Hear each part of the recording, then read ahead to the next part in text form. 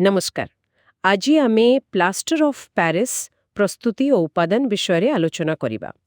ଆମ ପାଖରେ ଯୋଉ ଉତ୍ସ ଅଛି ସେଥିରୁ ଦେଖିବା ଏ ପଦାର୍ଥଟା ପ୍ରକୃତରେ କ'ଣ ଆଉ କେମିତି ତିଆରି ହୁଏ। ଆଚ୍ଛା, ଏହାର ନାଁ ତ ବହୁତ ଶୁଣା ପ୍ଲାଷ୍ଟର ଅଫ୍ ପ୍ୟାରିସ୍, କିନ୍ତୁ ଏହା ପଛର କେମିଷ୍ଟ୍ରି ବା ରସାୟନ ବିଜ୍ଞାନଟା କ'ଣ? ହଁ, ଏଇ ଉତ୍ସଟା ମୁଖ୍ୟତଃ ଦୁଇଟା କଥା କହୁଛି। ଗୋଟେ ହେଲା ଏହାର ରାସାୟନିକ ପରିଚୟ, ମାନେ ଏଟା କ'ଣ ଜିନିଷ, ଆଉ ଦ୍ୱିତୀୟଟା ହେଲା ଏହାର ମୂଳ ଉତ୍ସ, କୋଉଠୁ ଆସୁଛି। ହୁଁ। ଆଉ ମୂଳ ଉତ୍ସ କଥା କହିଲେ ଏଇଟା ମିଳେ ଜିପ୍ସମରୁ। ସେଟା ଗୋଟେ ପ୍ରାକୃତିକ ପଦାର୍ଥ। ଓହୋ, ଜିପ୍ସମ୍। ଜିପ୍ସମ୍ରୁ ପ୍ଲାଷ୍ଟର ଅଫ୍ ପ୍ୟାରିସ୍। ଆଚ୍ଛା, ତେବେ କେମିକାଲି ମାନେ ରାସାୟନିକ ସ୍ତରରେ ଏ ଦୁଇଟା ଭିତରେ ପ୍ରକୃତ ଫରକଟା କ'ଣ? ଏଇ ଯୋଉ ପ୍ଲାଷ୍ଟର ଅଫ୍ ପ୍ୟାରିସ୍ କହୁଛେ ସେଟା କେଉଁ ରାସାୟନିକ ଯୌଗିକ ବା କମ୍ପାଉଣ୍ଡ? ହଁ, ଏଇଠି କଥାଟା ଟିକେ ଆକର୍ଷଣୀୟ ହେଉଛି।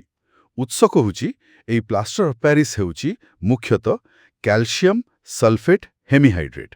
Calcium sulphate hemihydrate. ହଁ, ଏଇଟା ଗୋଟେ ପାଉଡର ଭଳି, ପୁରା ଧଳା ସୂକ୍ଷ୍ମ ପାଉଡର।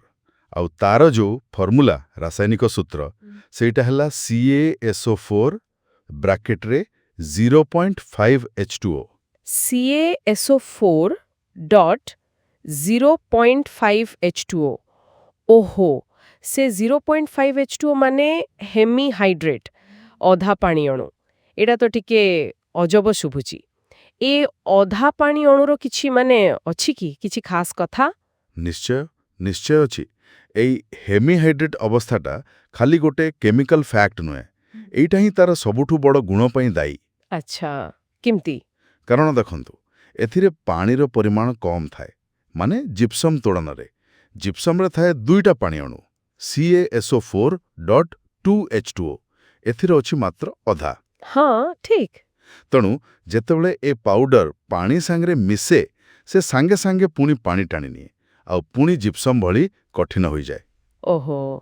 ଆଉ ଏଇ ଯୋଉ ଶୀଘ୍ର ଜମାଟ ବାନ୍ଧିବା ଗୁଣ ଅଛି ନା, ଏଇଥିପାଇଁ ତ ଏତେ ଜାଗାରେ ବ୍ୟବହାର ହୁଏ। ବୁଝିଲି। ତେବେ ସେହି ଅଧା ପାଣିର ଅଣୁ ସେଟା ହିଁ ଏହାର କାମ କରିବାର ମୂଳ କଥା।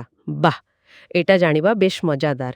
ଆଚ୍ଛା, ଏବେ କୁହନ୍ତୁ, ଏଇ ଯୋଉ କ୍ୟାଲସିୟମ ସଲଫେଟ୍ ହେମିହାଇଡ୍ରେଟ୍ କହିଲେ ସେଟା ତିଆରି ହୁଏ କେମିତି? ଆମେ ଜାଣିଲେ ଏଟା ଜିପ୍ସମରୁ ଆସେ, କିନ୍ତୁ ପ୍ରକ୍ରିୟାଟା କ'ଣ, କେମିତି ତିଆରି କରନ୍ତି? ହଁ, ଉତ୍ସ କହୁଛି ପ୍ରକ୍ରିୟାଟା ମୂଳତଃ ଗରମ କରିବା ଉପରେ ନିର୍ଭର କରେ, ମାନେ ତାପ ଦେବାକୁ ପଡ଼େ। ଗରମ କରିବା। ହଁ, ଯୋଉ ପ୍ରାକୃତିକ ଜିପ୍ସିୟମ୍ ମିଳେ ତାକୁ ଗୋଟେ ନିୟନ୍ତ୍ରିତ ତାପମାତ୍ରାରେ ଗରମ କରାଯାଏ, ପ୍ରାୟ ଧରନ୍ତୁ 100 ଡିଗ୍ରୀ ସେଲସିୟସରୁ 150 ଡିଗ୍ରୀ ସେଲସିୟସ ଭିତରେ। ହୁଁ।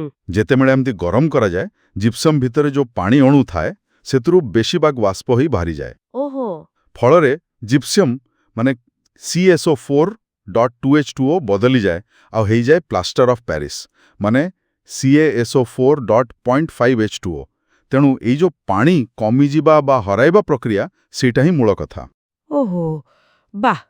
ତେବେ କେବଳ ଗରମ କରି ଜିପ୍ସମରୁ ପାଣି ବାହାର କରିଦେଲେ ସେ ଗୋଟେ ନୂଆ ଜିନିଷରେ ପରିଣତ ହେଇଯାଉଛି, ଆଉ ତାର ଗୁଣ ବି ପୁରା ଅଲଗା ହେଇଯାଉଛି। ଏଇଟା ଶୁଣିବାକୁ ତ ବଡ଼ ସରଳ ଲାଗୁଛି, କିନ୍ତୁ ଏହା ପଛରେ ଯୋଉ କେମିକାଲ ଚେଞ୍ଜ ହଉଛି ସେଇଟା ବେଶ ଗୁରୁତ୍ୱପୂର୍ଣ୍ଣ। ଏକଦମ ଠିକ୍ କହିଲେ। କେବଳ ଯେ ପାଣି କମିଯାଉଛି ସେତିକି ନୁହେଁ, ଗରମ କରିବା ଦ୍ୱାରା ସେ ପଦାର୍ଥର ଯୋଉ ଭିତର ଗଠନ ଅଛି ନା, ଆନ୍ତଃ ଆଣବିକ ସଂରଚନା, ସେଥିରେ ବି ପରିବର୍ତ୍ତନ ଆସୁଛି। ଆଉ ସେହି ପରିବର୍ତ୍ତନ ହିଁ ତାକୁ ସେଇ ଶୀଘ୍ର ଜମାଟ ବାନ୍ଧିବ କ୍ଷମତା ଦେଉଛି। ବୁଝିଲି, ଭଲ ଭାବରେ ବୁଝିଲି। ତେବେ ମୋଟାମୋଟି ଭାବେ ଆଜି ଆମେ ଏଇ ଉତ୍ସରୁ ଯାହା ଶିଖିଲେ, ପ୍ଲାଷ୍ଟର ଅଫ୍ ପ୍ୟାରିସ୍ ହେଉଛି ଗୋଟେ ଧଳା ପାଉଡର। ପ୍ରକୃତରେ ସେଇଟା ହେଲା କ୍ୟାଲସିୟମ ସଲଫେଟ୍ ହେମିହାଇଡ୍ରେଟ୍, ଫର୍ମୁଲା CaSO4.0.5H2O। ଆଉ ଏଇଟା ତିଆରି ହୁଏ ଜିପ୍ସମକୁ ଗରମ କରି। ଗୋଟେ ନିର୍ଦ୍ଦିଷ୍ଟ ତାପମାତ୍ରାରେ ଗରମ କଲେ ଜିପ୍ସମରୁ ବେଶୀ ଭାଗ ପାଣି ବାହାରିଯାଏ, ଆଉ ସେଇ ଯୋଉ କମ୍ ପାଣି ଅବସ୍ଥାଟା ରହିଲା, ମାନେ ହେମିହାଇଡ୍ରେଟ୍ ସ୍ଥିତି, ସେଇଥିପାଇଁ ଏହା ପାଣି ମିଶିଲେ ଏତେ ଶୀଘ୍ର କଠିନ ହେଇଯାଏ। ହଁ, ଏକଦମ ସଠିକ୍ ସାରାଂଶ। ଆଉ ଏଇଠି ଗୋଟେ କଥା ଚିନ୍ତା କରିବା ଭଳିଆ। କ'ଣ? କେବଳ ତାପ ଦେଇ ପାଣି କମେଇ ଦେବା ଦ୍ୱାରା ଗୋଟେ ପଦାର୍ଥ ମାନେ ଜିପ୍ସମ୍, ତାର ଗୁଣରେ ଏତେ ବଡ଼ ପରିବର୍ତ୍ତନ କେମିତି ଆସୁଛି? ମାନେ ପାଣି ଅଙ୍ଗୁତକ ବାହାରିଗଲା ପରେ ସେଇ କ୍ୟାଲସିୟମ ସଲଫେଟ୍ର ଭିତର ଗଠନରେ ଆଉ କେଉଁ ସୂକ୍ଷ୍ମ ପରିବର୍ତ୍ତନ ହେଉଛି ଯେ ସେ ଏତେ ପ୍ରତିକ୍ରିୟାଶୀଳ ହେଇଯାଉଛି। ଏ ଯେଉଁ ଭୌତିକ ଓ ରାସାୟନିକ ବଦଳଟା ହେଲା ତାର ଗଭୀରତା ବିଷୟରେ ଆହୁରି ଜାଣିବାକୁ ନିଶ୍ଚୟ ଇଚ୍ଛା ହେବ।